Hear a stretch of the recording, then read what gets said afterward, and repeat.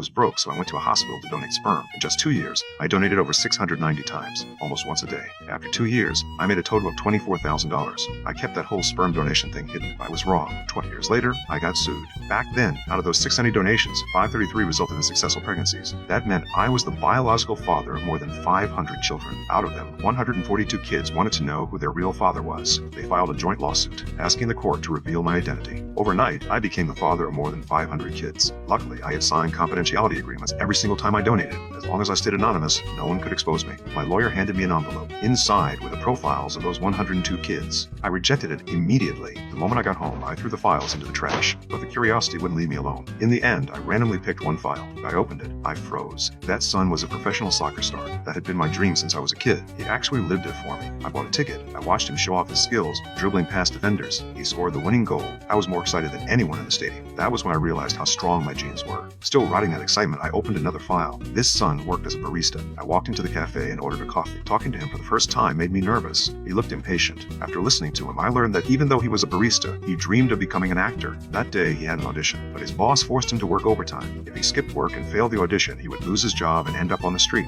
I sat back in my car feeling crushed. Not all my kids were living good lives. At that moment, I wanted to do something for him. I went back into the cafe. I tossed him my car keys. I told him to go to the audition. I stayed behind and worked his shift. He felt confused. He didn't understand why a stranger would help him, but somehow he trusted. Right after he left, his boss showed up. Because he walked out, he lost his job. I felt deeply guilty. I thought I had made things worse. I waited outside, not knowing how to face him. Then he came back with good news. He passed the audition. His acting career had officially begun. That sudden joy pulled me in completely. I decided to meet all my kids as a stranger. If they were doing well, I would stay far away. If they were struggling, I would help however I could. My kids were everywhere. Lifeguards, nail technicians, tour guides, models, street singers. Thanks to my genes, they were all good looking. I started protecting them quietly. When my model daughter dressed provocatively, I followed her. I yelled at anyone with bad intentions. When my lifeguard son never got a chance to save anyone, I pretended to drown just to make him look useful.